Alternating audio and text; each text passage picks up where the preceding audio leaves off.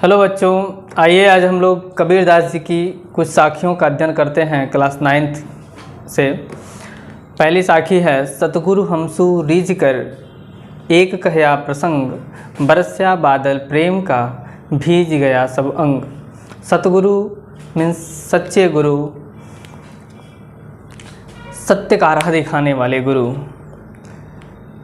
जो सत्य का रास्ता दिखाते हैं, ऐसे गुरु हमसे रीझ कर, रीझना मतलब होता है प्रसन्न होना, खुश होना। सतगुरु हमसे रीझ कर, प्रसन्न होकर एक ऐसा प्रसंग कहे। प्रसंग मीन्स होता है उपदेश या कथा कह लीजिए। तो एक ऐसा उपदेश दिए हमारे सतगुरु ने हमसे रीझ कर, खुश होकर, प्रसन्न होकर कि प्रेम रूपी बादल की वर्षा हुई, जिसमें हमारा सारा अंग सराबोर हो गया। भीज गया सब अंग, सारा अंग सराबोर हो गया। कहने का तात्पर्य यह है कि गुरु की कृपा से, गुरु की ऐसी महिमा हुई, गुरु की ऐसी कृपा हुई कि गुरु के कृपा से हमें ईश्वर के करीब जाने का रास्ता मिला। हम ईश्वर के करीब पहुंच पाए, या कहेंगे कि ईश्वर प्राप्ति का एकमात्र अगर साधन कोई बता सकता है तो वो गुरु है, ऐसा कबीरदास जी का मानना है। कबीरदास जी बताते हैं कि गुरु सर्वोपरि है। हम लोगों ने एक कबीरदास जी की बहुत सुप्रसिद्ध साखी है, दोहा है, सुने हैं कि गुरु गोविंदो खड़े काको लागू पाए, बलिहारी गुरु आपने गोविंद दियो बताए। वहाँ भी कबीरदास गुरु के महत्ता को प्रदर्शित करते हैं, बताते हैं इन दोहों के माध्यम से। यहाँ बताते हैं, कहते हैं कि गुरु गोविंदो खड़े, गुरु और गोविंद अगर दोनों साथ में खड़े हैं, काके लागू पाए, शिष्य है जो कि असमंजस में पड़ा हुआ है, इस असमंजस की स्थिति को गोविंद जी भांप जाते हैं, भगवान समझ लेते हैं और भगवान कहते हैं कि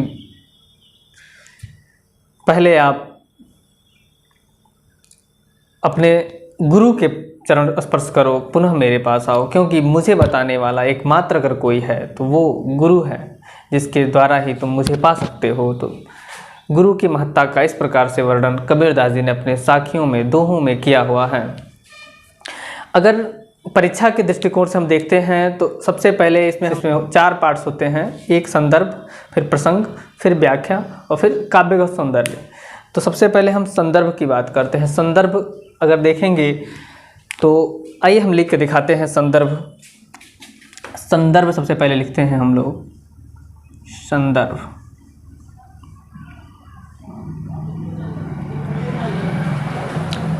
संदर्भ इसका होगा कि प्रस्तुत साखी, प्रस्तुत साखी हमारी पाठ्य पुस्तक, हमारी पाठ्य पुस्तक हिंदी में संकलित, हिंदी में संकलित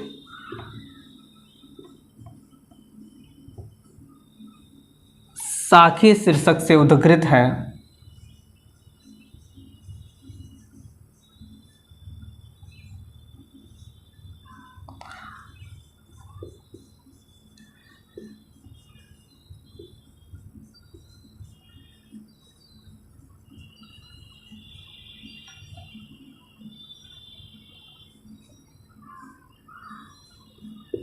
उद्धृत है। इसके रचयिता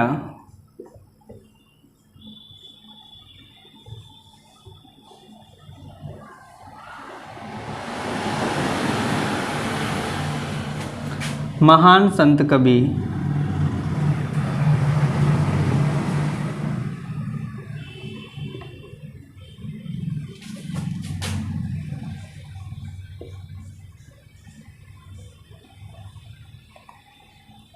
कबीरदास जी हैं।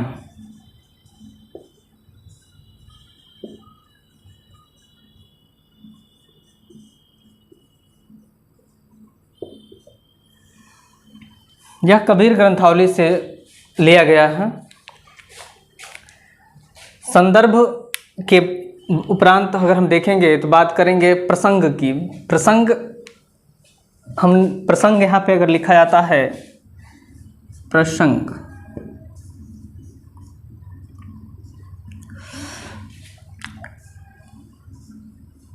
संदर्भ फिर प्रसंग। प्रसंग में हम लिखते हैं कि प्रस्तुत पंक्तियों के माध्यम से कबीरदास जी गुरु के महत्ता का वर्णन किए हैं। व्याख्या तो हमने पूर्व में ही बता ही दिया है। व्याख्या के बाद से पुनः एक और हेडिंग होता है काव्यगत सौंदर्य, जो कि महत्वपूर्ण हेडिंग होता है काव्य की दृष्टि से। काव्यगत सौंदर्य, इसमें मुख्य रूप से हमें रस, पहले भाषा शैली लिख देते हैं। भाषा शैली,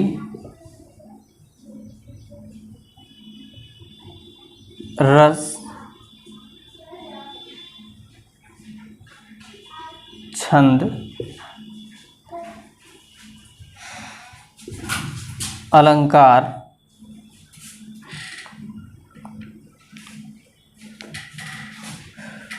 गुण आदि को हम इसके अंतर्गत रख सकते हैं काव्यगत सौंदर्य के अंतर्गत। भाषा, कबीरदास जी की भाषा सुप्रसिद्ध है, सदुक्कड़ी भाषा। सदुक्कड़ी भाषा इनकी रही है, पंचमेल खिचड़ी सदुक्कड़ी। शैली इनकी रही है मुक्तक शैली। रस की बात करते हैं तो शांत रस। इनकी लगभग सभी साखियों में शांत रस ही मिलेंगे आपको। जो संसार की निरसता को प्रदर्शित करता है वो शांत रस होता है। छंद की बात करते हैं तो वो तो सुप्रसिद्ध है, एक दोहा छंद है। अलंकार अगर देखते हैं तो यहाँ पे देखिए बरस्या बादल प्रेम का। बरस्या बादल, ब की आवृत्ति होने से यहाँ पर अनुप्रास अलंकार है। एक ही वर्ण अक्षर की आवृत्ति जहाँ होती है वहाँ अनुप्रास अलंकार होता है।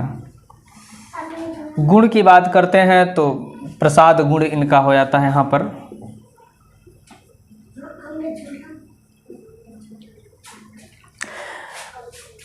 इस प्रकार से यह एक दोहे का संदर्भ, प्रसंग, व्याख्या और काव्यगत सौंदर्य आप एग्ज़ाम के दृष्टिकोण से अगर देखेंगे तो ये संपूर्ण होता है। दूसरी साखी कबीरदास जी की है, राम नाम के पट तरे देवै को कछना, क्याले गुरु संतोषी हौस रही मनमा। अगर संदर्भ की बात करते हैं तो इसके संदर्भ वही रहेंगे, सेम संदर्भ सबका एक ही रहेगा। पूरे इस चैप्टर के जितनी भी साखियाँ होंगी सभी, प्रसंग बदलता रहेगा। यहाँ प्रसंग देखेंगे हम, प्रसंग मीन्स सेंट्रल आइडिया, जो हम लोग लिखते हैं इंग्लिश में, केंद्रीय विचार जो हमारा होता है इस पूरे पद का, वही प्रसंग में लिखा जाता है। लिया गया है राम नाम के पटतरे। पटतरे मतलब होता है बदले में, बदले में या के स्थान पर, के जगह पर। तो राम नाम जो कबीरदास जी, महात्मा कबीरदास जी कहते हैं इस पंक्ति के माध्यम से कि हमें कृपा से जो राम नामक जो मंत्र मिला है, या जो राम का नाम जो हमें प्राप्त हुआ है, उस राम नाम के बदले में मैं चाहता हूँ कि अपने गुरु को कुछ भेंट दूँ। लेकिन जब इसकी महत्ता को पे मैं विचार करता हूँ तो उसके स्थान पे, उसके बदले में देने को मेरे पास कुछ नहीं है। कहने का तात्पर्य ये है कि राम नाम का वैल्यू इतना है, महत्व इतना है कि उसके स्थान पर हमारे पास कोई ऐसी वस्तु नहीं है जिसको हम दे करके और हम चाहें उसे कर्ज मुक्त हो जाए, नहीं हो सकते। आशा, अभिलाषा, माही मतलब मेरे, तो क्या लेकर गुरु संतोष करेंगे, यह अभिलाषा मेरे मन में उठ रही है। लेकिन चारों तरफ ध्यान दौड़ाने के बाद भी मुझे ऐसा कोई वस्तु नहीं दिखता है कि राम नाम के बदले में मैं अपने गुरु को दे करके संतुष्ट कर लूं। काव्यगत सौंदर्य की बात करते हैं तो भाषा सदुक्कड़ी रहेगी, शैली वही रहेगा, रस, छंद, दोहा, ये तो लगभग सब में यही है। गुण भी, अलंकार बदलता रहता है, लेकिन यहाँ पे अगर बात करेंगे हम तो अलंकार भी यहाँ देखेंगे कौ कछुना है देव, कौ कछुना है, क की आवृत्ति होने से यहाँ भी अनुप्रास अलंकार ही होगा। इस प्रकार से हम देखते हैं कि अनुप्रास अलंकार यहाँ भी होगा। तीसरी साखी की हम बात करते हैं तो तीसरी साखी है ज्ञान प्रकाश्या गुरु मिलिया सोजिन बिसरी जाय, जब गोविंद कृपा करी तब गुरु मिलिया आए। कबीरदास जी बताना चाहते हैं इस पंक्ति के माध्यम से कि ज्ञान का प्रकाश गुरु के कृपा से प्रकाशित होता है। ज्ञान जागृत होता है कब? जब गुरु का विशेष कृपा हमारे पर होता है। उसे कभी भी उसे नहीं बिसरना चाहिए। बिसरना मीन्स होता है भूलना, उसे भूलना नहीं चाहिए, क्योंकि यह ऐसे गुरु जब गोविंद कृपा करी तब गुरु मिलिया आई। ऐसे गुरु की प्राप्ति तभी होती है जब गोविंद की कृपा होती है, अर्थात जब ईश्वर हमारे ऊपर मेहरबान होते हैं, जब ईश्वर की हमारे पे कृपा होती है, तभी हमें सद्गुरु की प्राप्ति होती है। इसलिए ऐसे गुरु को कभी भूलना नहीं चाहिए। यहाँ संदर्भ वही रहेगा। प्रसंग की बात करते हैं तो प्रसंग में यह बताया गया है कि गुरु की प्राप्ति, सद्गुरु की प्राप्ति ईश्वर की कृपा के फलस्वरूप ही होता है। काव्यगत सौंदर्य की अगर बात करते हैं तो काव्यगत सौंदर्य भी संपूर्ण वही रहेंगे। भाषा, शैली, रस, छंद, गुण, अलंकार भी यहाँ देखेंगे कृपा करी में क की आवृत्ति होने से अनुप्रास अलंकार होगा।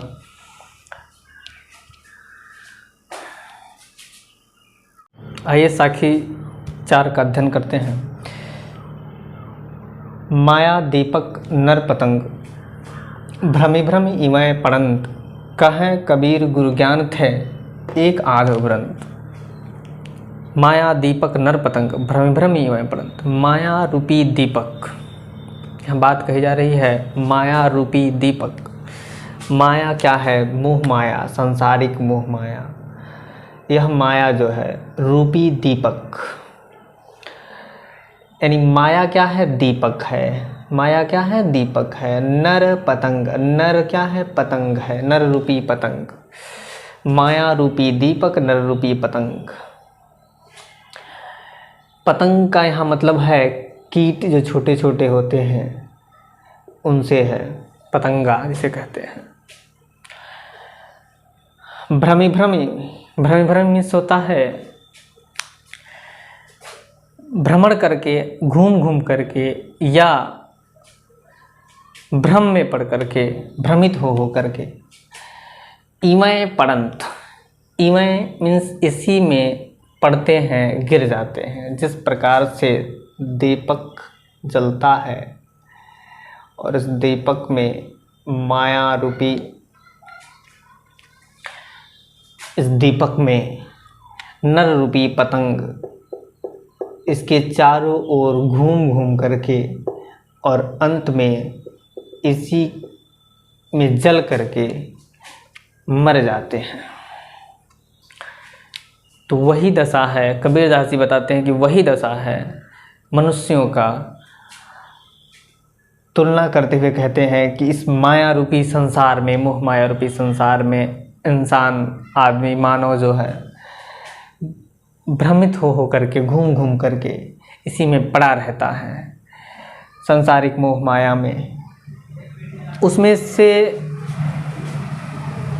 एक दो ऐसे होते हैं जो उबर जाते हैं। उबरना मीन्स बचना। एक आध ऐसे भी व्यक्ति होते हैं जो उबर जाते हैं, बच जाते हैं, अर्थात भवसागर पार हो जाते हैं, जो संसार सागर को पार कर जाते हैं गुरु की कृपा से। बिना गुरु की कृपा से ज्ञान प्राप्त नहीं होता है, लेकिन कुछ ऐसे ही होते हैं, सभी नहीं, कुछ ऐसे ही होते हैं जो गुरु के कृपा से, गुरु के ज्ञान से, कबीरदास जी का यह कहना है, कहें कबीर गुरु ज्ञान थे। कबीरदास जी कहते हैं कि गुरु के कृपा से, गुरु के ज्ञान से एक आध ऐसे होते हैं जो इस भवसागर से पार हो जाते हैं। कहने का तात्पर्य यह है कि जीवन मरण से मुक्त हो जाते हैं, मोक्ष की प्राप्ति हो जाती है। यहाँ पे अगर अलंकार की हम बात करते हैं तो माया रूपी दीपक, यहाँ भी ये रूपक अलंकार है। इसमें और इसमें नर रूपी पतंग, यहाँ दोनों जगह रूपक अलंकार है। रूपक अलंकार उपमेय में उपमान का निषेध रहित आरोप किया गया हुआ है। यहाँ देखेंगे कि भ्रमी एक ही शब्द की पुनरावृत्ति होने से यहाँ पुनरुक्ति प्रकाश अलंकार होता है। पुनरुक्ति प्रकाश, पुनरुक्ति प्रकाश अलंकार होता है जब एक ही उक्ति को दोबारा कही जाती है लगातार क्रम से, तो ऐसे में पुनरुक्ति प्रकाश होता है। कहें कबीर, क की आवृत्ति होने से यहाँ पर अनुप्रास हो जाएगा। गुरु ज्ञान में ग की आवृत्ति है, यहाँ क की आवृत्ति से और यहाँ ग की आवृत्ति से अनुप्रास हो जाएगा। यहाँ क की आवृत्ति है, यहाँ क की आवृत्ति, यहाँ ग की आवृत्ति से अनुप्रास अलंकार हो जाएगा। अनुप्रास अलंकार। बात करते हैं, अगर इसमें लिखना होगा तो प्रसंग में आप लिख सकते हैं कि इसमें, इस पंक्ति में